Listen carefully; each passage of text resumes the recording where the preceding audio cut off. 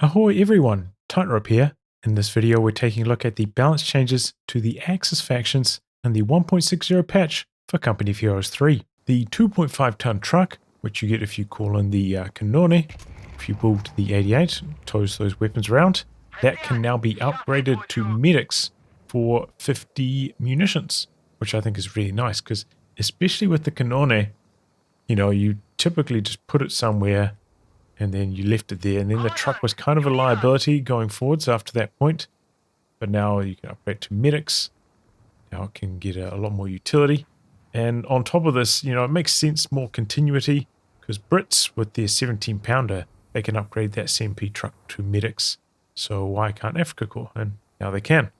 Which also means that I think if we build a med truck, and then can try tow with a constructed one, which I don't think you could do before. I don't think you could tow with this truck beforehand, so now with the one you construct from here you can also tow weapons around, which is yeah, nice as well. The cost of the call-ins that you get when you go for the Armored Reserves upgrade has been changed. All three of these, the medium tank call-ins, have had a cost reduction in terms of manpower by 100, but a fuel cost increase by 10, which I don't think you'll notice too much. You know, typically Afrika Korps are more manpower heavy, so this is pretty much a buff to these three. And then the Tiger has had a manpower cost reduction by 100 as well, but also a fuel cost reduction, I think, by 60. So way more affordable now to get the Tiger in the late game. You have to watch out for that, especially in team games. So this is interesting, you know, instead of trying to like attack Afrika Korps' economy head on, they're just making the Armored Reserves a more appealing option.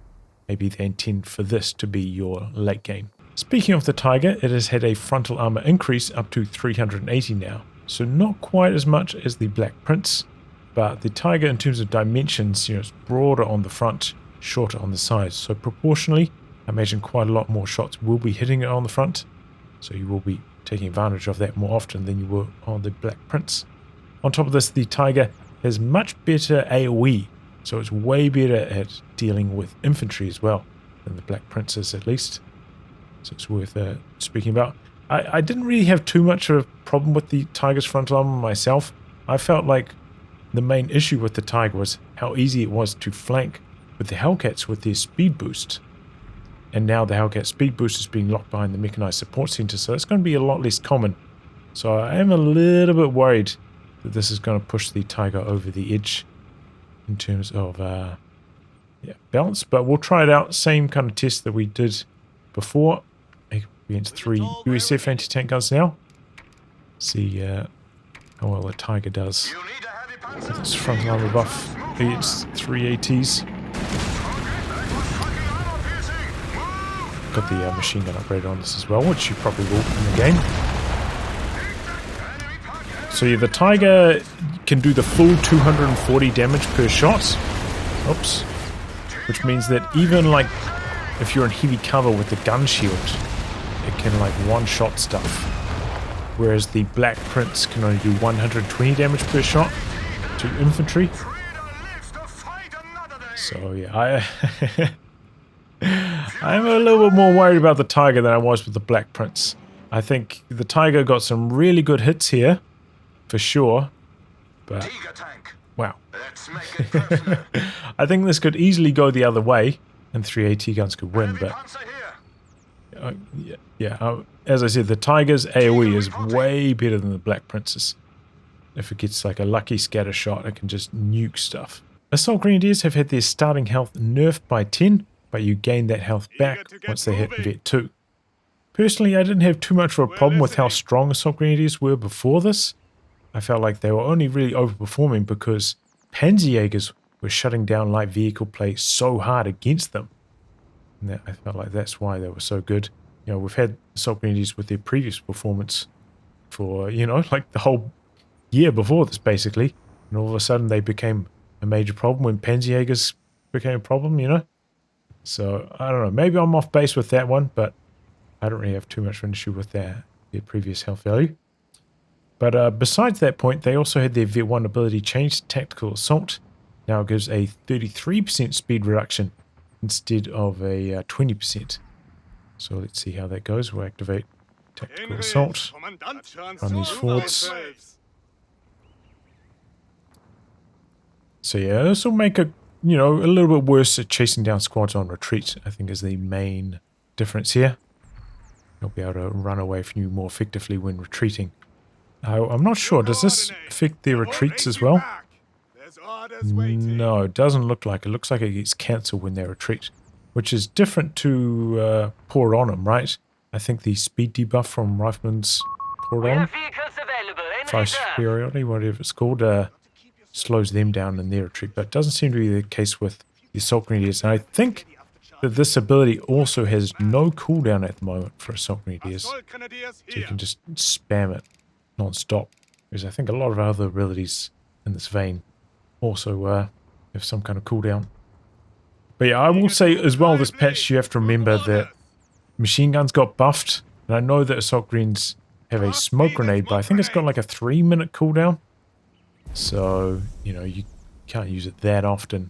So machine guns will also be more available to help counter Assault Greens, so I'm fine with this, but I'm a bit more questionable about the health nerf. Speaking of Panzerjagers, they received a lot of nerfs this patch. They got an aim time nerf up close, a reload nerf mid to long range, a population cost increase from 7 to 8, and also a reinforced cost increase from 26 up to 30. So a lot of nerf to Panzerjagers.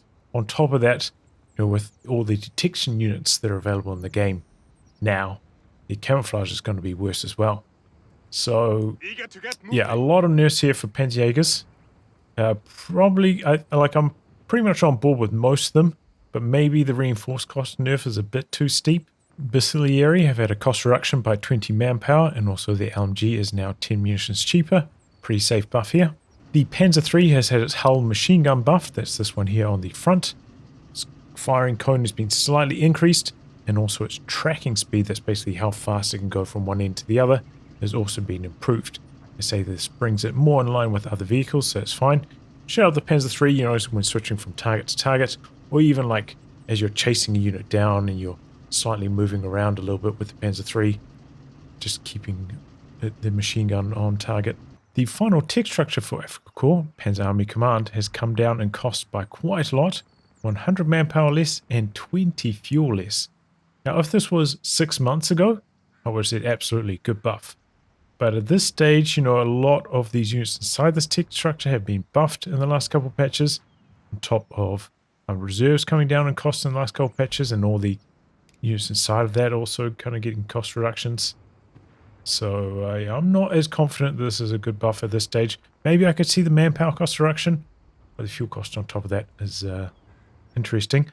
It almost feels like instead of like nerfing some of those problematic call-ins like Crusade AA, Centaur, stuff like that, they're kind of buffing tech so that tech tanks can kind of compete with that, arrive earlier, which I'm worried is maybe going to spoil the pacing of the game a little bit. The walking Stuka has been buffed, a reduction in wind down on its barrage, which I believe means each rocket will be launched 0.25 of a second faster.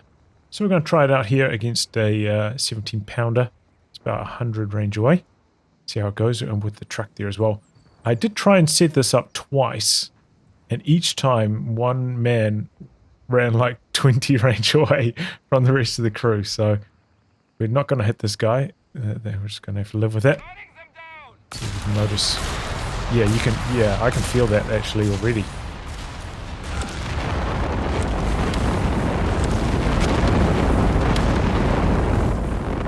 You can just feel it on how it's coming out, right? So yeah, I do think the walking Stuka was due a bit of a buff. This will make it a bit harder to dodge. So yeah, that's cool. And the final change to DAC is to the vehicle survival package smoke launchers. Now these cost 25 munitions to use. So it's the same on all of these vehicles here. 25 munitions now for this, which I think I'm on board with. I had a look, compared this to the costs of Code 2 smoke, and Panzer Tactician in Code 2, which is what you got from your commander, would be 30 munitions, or the smoke on the OKW flak half track, that was 25. So pretty similar to how it was in Code 2. And I will say that smoke in this game is probably a little bit stronger because attack ground is generally weaker, especially with all the elevation that's around. So yeah, I think I'm on board with this. So you're going to have to be a lot more economical with how you use your smoke. It's not just a pure get out of jail free card, and if you're low on munitions, you won't even be able to use it. The officer court upgrades and their various tech structures have been changed, so now they provide bonuses to units from battle groups. So here we go, we're going to pop this on the infantry company, and all these should get upgraded to Vet 1. Installing an infantry officer. All of these units now should get upgraded to Vet 1. An officer is being installed for Seems to be our over here. Panzergrenadier company.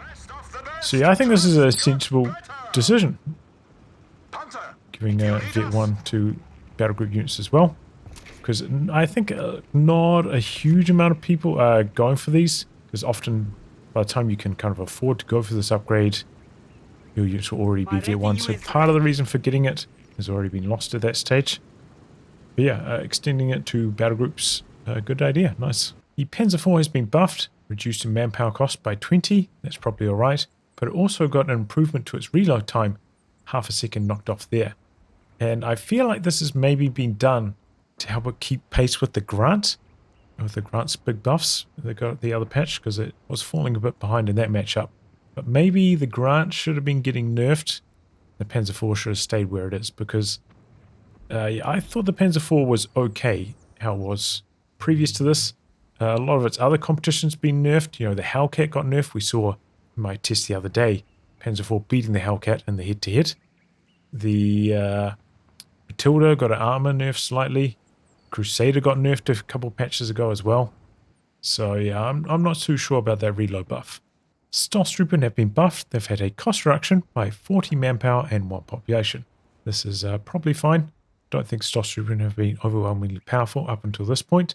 So, you know, with the Grenadier merge, they can be very efficient. Grenadiers have received quite a few buffs. First off, we're going to look at their improvements to accuracy at all ranges, but most noticeable at close range.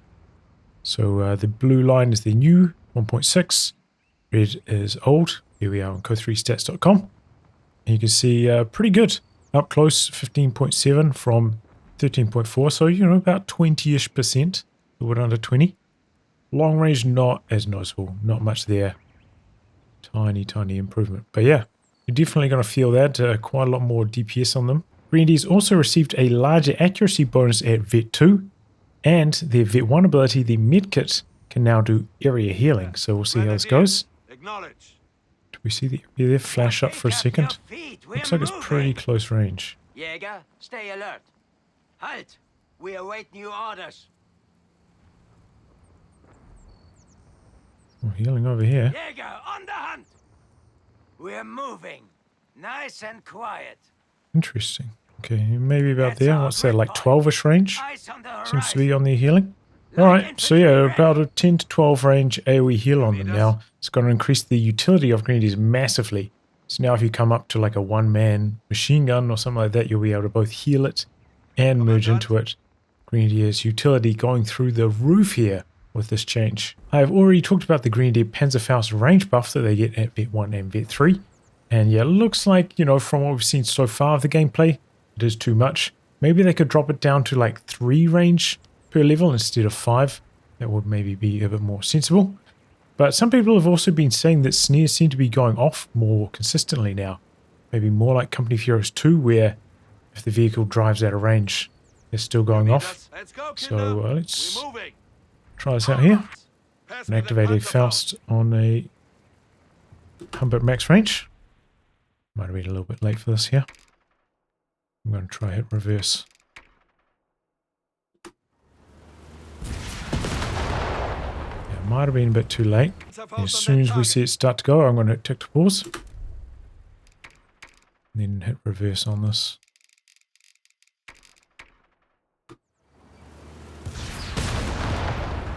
Alright, well, I might have been a bit slow there, but it seems a bit more consistent.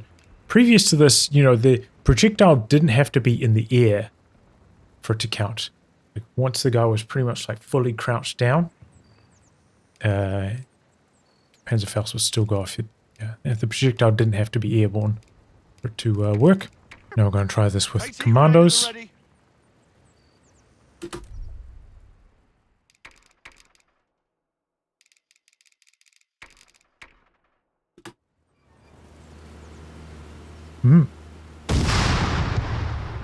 Did they change this? I don't think I saw anything on the bug fixes about this.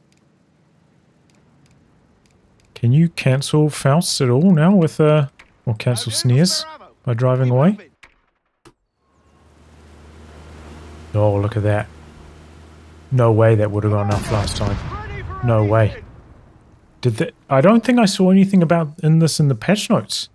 But it seems like they've changed snares to be more like Company Fury's 2 snares. Where if you activate them and they're in range, they go off 100% of the time. I don't think I overlooked this in the patch notes anywhere. That's a big change if they actually did that and that was intentional. And that also makes the Panzerfaust on the Grenadier getting such extreme range also a much, much worse idea as well. And the final change for Grenadiers, the assault package that they get through the breakthrough Battlegroup now costs 5 munitions less. And judging from what we've seen of the patch so far, this probably wasn't a good idea. MP40 Grenadiers are dominating at the moment. Maybe combined with all the other Grenadiers, this was a bit too much. Panzergrenadiers have received a couple changes. First off, their mid-range has been pushed out from 20 up to 22.5. So you can see it kind of just gives them a mid-range damage boost here, which is pretty good for them. The amount of damage the bundle grenade does in the mid-range has been improved dramatically. So we'll see how it goes. So it's going to make it way more lethal, especially against low health squads. We got up in some Gurkhas here. They're pretty healthy. Oof. Yeah. That's a strong grenade. Panzergrenadiers also got a bonus to their capture rate, so we're going to have a bit of a race here against the US Forces Scout. I think they are now the exact same speed as the Scout. And it looks like that is the case. No change to the decapture rate, so if you're coming into enemy territory, it's the same as always. But yeah, capping like this, you're really fast now with the Panzergrenadiers. You might even want to consider some kind of builds, like if the situation arises, like maybe you want to decapture with a machine gun, then come in and do the capping with the Panzergrenadier, something like that, because yeah, with 1.5x capture rate, you cap up territory pretty quickly with them now. The Nebelwerfer has received a change, essentially a nerf, such that the flames that it leaves on the ground behind after the rocket lands will no longer stack damage. So say if 3 rockets landed all in the same area, now they'll only do the same as if 1 rocket landed in the area, in terms of damage over time from the flames. The impact damage, when they land, that is unchanged. So we're going to try this out now. We've got a few US team weapons over here. Let's see if we can get this. I tried to do this pretty close range, so hopefully the scatterers will allow us to see this in action maybe.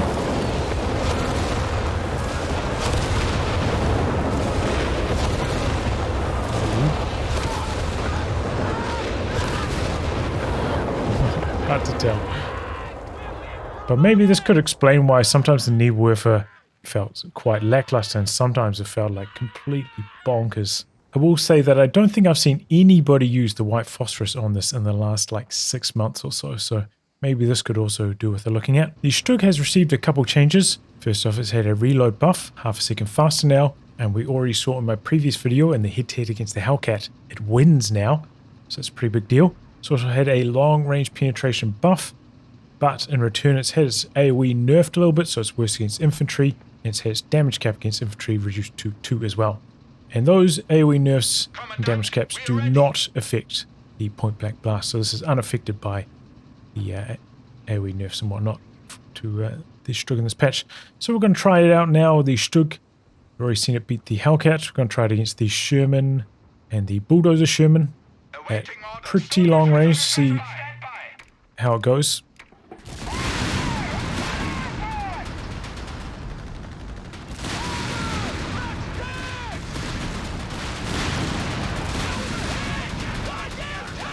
So Sherman does have 195 armor long, so it does have a chance to bounce.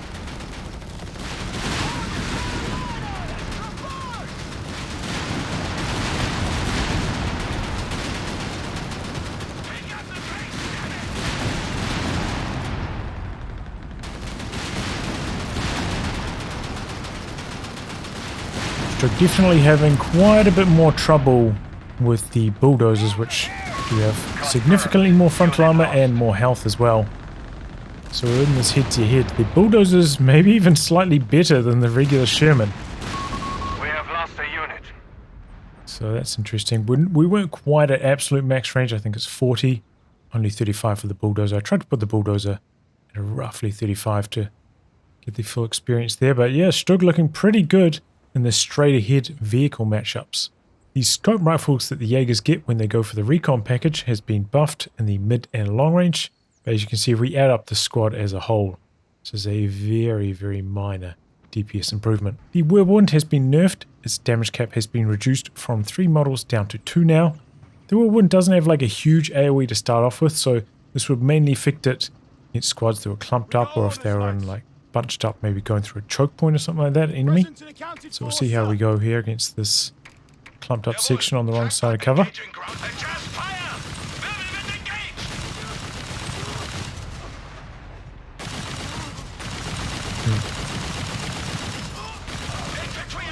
Interesting. So it kind of killed the 2 models here in the middle. And it killed this one on the edge, and then went over these 2. So it did end up being quite slow there. The 221 has had its Vet 2 and Vet 3 experience requirements increased. Okay. The Panther, like a lot of the other Wehrmacht tanks, has had half a second knocked off its reload times. So we're firing faster now. On top of that is Vet 1 ability. Tank Hunter reapplies correctly after each shot. So yeah, you shoot, and you shoot again, and it'll restart the 8-second timer, whereas I guess before, it'd be 8 seconds after the first shot, and you have to wait for the ability to wear off before you could reapply it, which was a pretty big issue in Company of Heroes 2 as well. You couldn't reapply effects while they were still active. It was a problem with like the re-echelon light AT mines, and something I don't think we could fix, so it looks like they've fixed it. What we're going to try and do here is a tank battle. Grant v Panther longest range. And what somebody said in one of these patch videos I've been doing in the comments is that the reason why the Grant's been so strong is that Vet 3, it gets a pin bonus. And because it got a pin bonus in the previous patch, combined up with the Vet 3 pin bonus, that's what's making the Grant actually very good. So we're going to do this test at both Vet 0 and Vet 3. See how it gets on. Grants don't have the extra rate of fire from the vet ability or from the training center upgrade. So remember that. It's just raw performance. See how we go.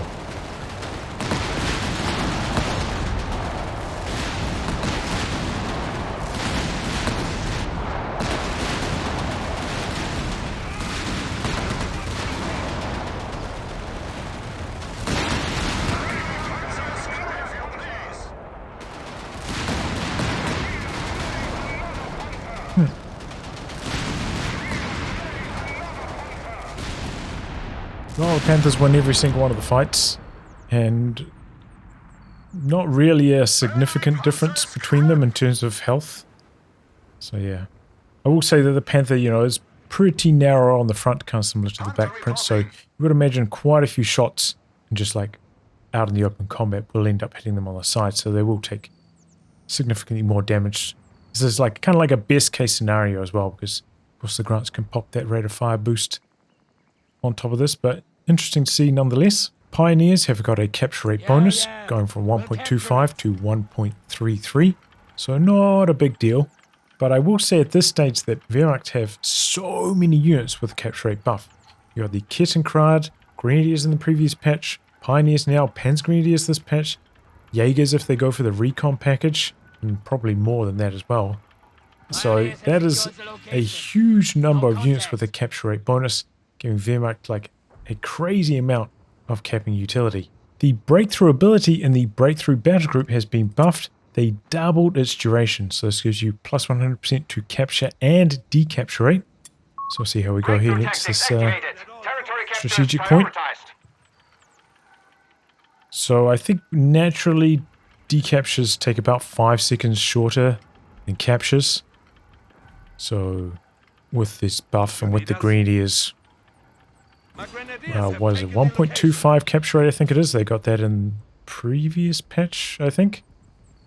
It's pretty similar, both decapping and capping with all those bonuses stacked on top of each other. But yeah, this is a long time, dude. I could maybe see this being increased by like 15 seconds and that would be okay, but doubled.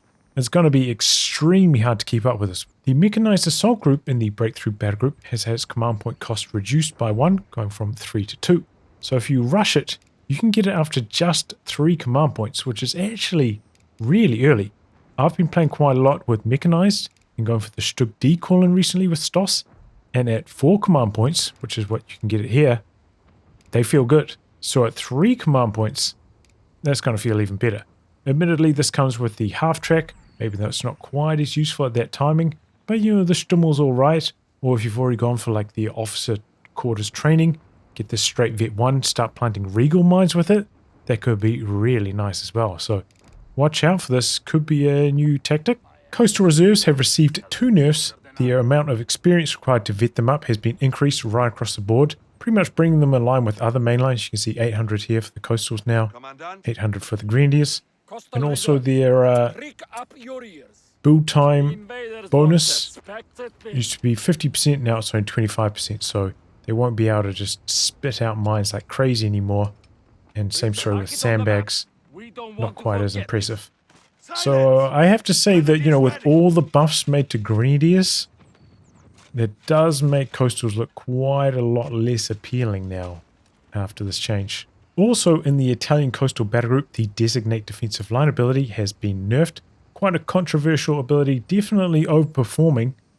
And now it's received 5 unit cost buff, okay, but it no longer heals infantry or vehicles. Which that's a huge deal. Like I was expecting, and I always hoped that they would remove healing from vehicles from this, but I think they maybe should have kept healing on infantry. I don't know. But at this stage, this cost, remember they reduced the area on this by 5 or 10 a couple patches ago as well. This ability is dead in the water.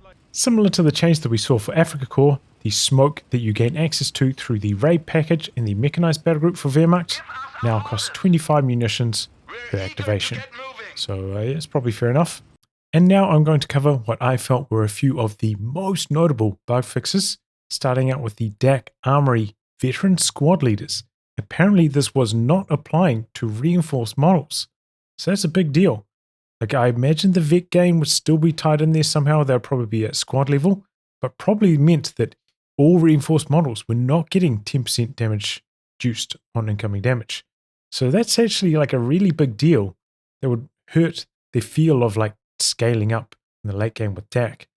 And kind of makes me want to try a bunch of like infantry heavy builds with DAC again, you know, my 2 or 3 Guastatori style strats.